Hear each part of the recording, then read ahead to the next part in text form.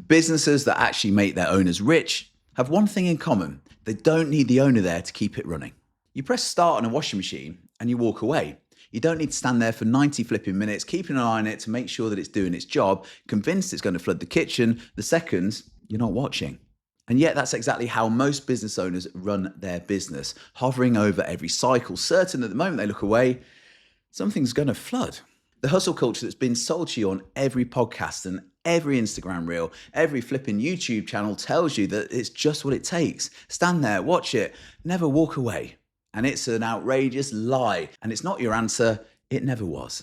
But keep believing it, and in 5 years, you're going to be absolutely exhausted, resentful, probably a little bit podgy, and your business will still need you standing over it every single day just to keep it from flooding. And that is not a business. That's a hostage situation, and you're the hostage. So here's what I'm going to show you today. What one day of silence actually cost me, down to the very pound. The 3 things I built straight after so it never happened again. And I want you to ask yourself one question the whole way through this video. Can your business survive 24 hours without you? And mine absolutely couldn't. Well, not back then anyway. So stick with me, because by the end of this, you'll know exactly where you stand. So a quick word on who's telling you this, because you should know before you trust it. 25 years in business, retail, fitness, property, online, investment stuff, numerous startups. I currently have 8 companies running at the same time. I built things that worked, I've broken things that didn't, and every lesson I'm about to hand you, I paid for the hard way. I didn't read it in a book. And here's what 25 years of doing it the hard way has taught me. Stop confusing movement with progress. A hamster on a wheel is working incredibly hard, but it's going absolutely nowhere. So let me take you back about 15 years. I was 10 years into running businesses. I had 3 companies on the go at once, and a few mates and I went down to Cornwall for a week surfing, sea air, the whole thing. The kind of trip you tell yourself you're actually going to switch off this time. I didn't switch off for a single mile of the drive down. The phone was in the cup holder and it was going the whole way. And that set the tone for the week. Calls, questions, Kit, what do we do about this? Non-stop, start to finish.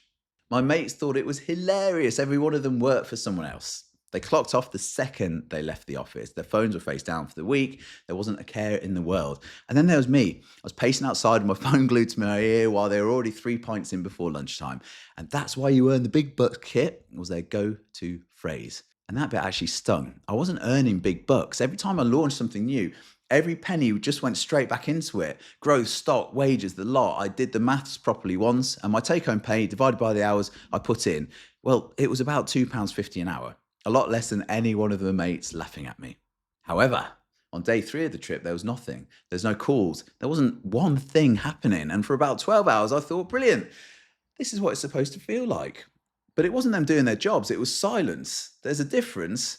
And I didn't know that yet. Because while I was in the water, my team wasn't cracking on without me. They were sat on their hands. There was no direction, no decisions, nobody willing to make the calls I'd normally make. So they made none all day long.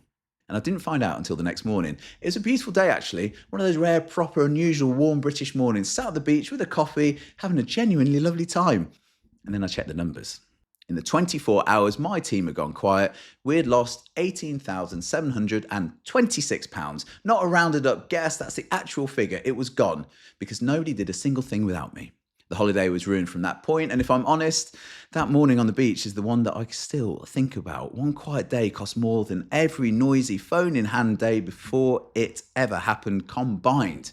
And that's when it hit home properly. If your business can't function without you, you don't have a business. You have a job, a very stressful, very expensive, very unforgiving job with the worst boss in the world, and that boss is you.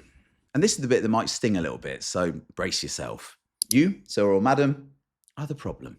It's not your team, it's not the market, it's not the economy. You've built a business around yourself instead of around systems and people. You think nobody can do it as well as you. You're probably right, but guess what? They won't do it exactly like you, but there is some maths involved. If someone can do it 75% as well as you, and you got 4 of them, you've just quadrupled your output while you were the one sat on a beach in Cornwall, coffee in hand, not making a single decision. And that isn't a weakness, that is leverage, and that's what smart business owners do. Now, the hustle merchants won't tell you that because it's not exciting. I slept 4 hours and I made £1 million. It gets more likes than I built a process and my team didn't need me for an entire week. But I know which one I'd rather have. Right then, so we've established the problem. You might be the bottleneck. You might be confusing being busy with being needed. So let's fix it with 3 levers. Pull all 3 and your business and your life is going to start to look very different very quickly. I call it the KISS philosophy. Keep it simple, stupid. The best solutions are almost always embarrassingly straightforward. It's us humans who like to overcomplicate things. We think complexity means credibility. It doesn't. Complexity means confusion. And confusion costs you money. Well, I've got the receipt, remember? 18,726 English pounds. So lever one, map the client trail. Here's your first task, and I want you to actually do it, not forget about it by the time you've made yourself a brew. Map out your entire customer journey from the moment someone becomes a lead, an inquiry in your inbox, a referral from a mate, to the moment they become a paying customer and beyond. Every single touch point. Now go through that list and put your name next to every touch point that currently needs you. If your name's next to more than a third of them, you are the bottleneck. You're the traffic jam on the veritable motorway on a Friday afternoon. Everything is going to back up behind you. No amount of working harder is going to clear that jam. You need yourself a bypass. And that bypass is a process. And once it's built, the traffic is going to flow whether you're there or whether you're not. Lever two is build your SOPs and quality control. This is the one that came directly out of that week in Cornwall. Once I got back from that horrible day, I spent the rest of the holiday, and I mean actually spent it, sat with a notepad while everyone else was in the sea, working out how to make sure that day 3 never happened again. And it was 3 things. Train the team properly, so not just show them once and hope for the best. Build clear step-by-step processes for how things actually get done, and build quality control, observation sheets essentially, that let me cross-check the standard of the work and the experience the customers are actually getting without me needing to be in the room. Think McDonald's. You can walk into one in Birmingham, Bangkok, Buenos Aires, and the Big Mac tastes exactly the same. Not because they've got the world's greatest chef, clearly not, but they've got the most documented and repeatable processes, and a way of checking the standard is being hit regardless of who's behind the counter. And that's what stops a quiet day from becoming an £18,726 day. And once it's built, stop answering questions. When someone comes to you with a problem, just ask 2 things. What does the process say? And if there's no process yet, what would you recommend? You're training your team to think, not to be dependent. And lever 3 is consistent leadership. Now, leadership isn't about being liked. And it's worth saying that twice. Leadership is not about being liked. It's about being a consistent anchor.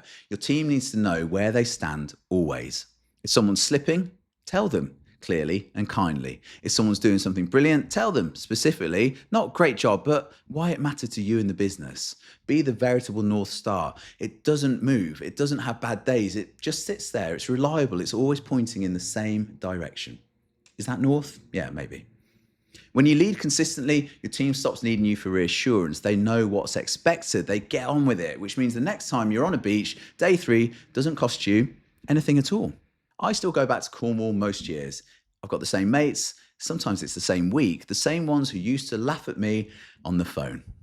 Last time my phone stayed in the room for 3 full days. Nobody needed me. And it wasn't because nobody cared about me. It didn't need me to function anymore. That's the difference between a business that owns you and then one that serves you.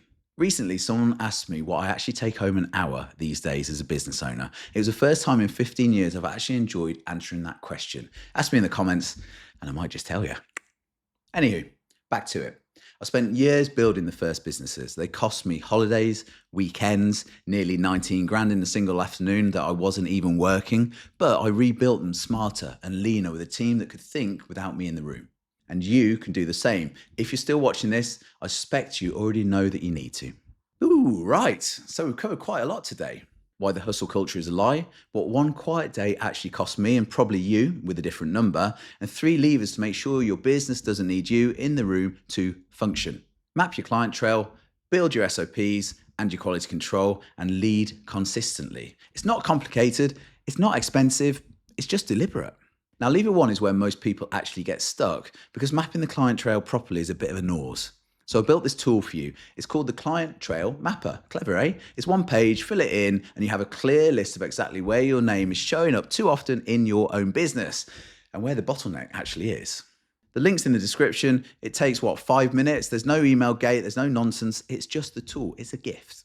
And once you've done it, once you can see where you're the bottleneck in black and white, watch the next video. I'll show you what it looks like on the other side when you're not the one holding it up all the time. Stop hustling, start building. Let's crack on.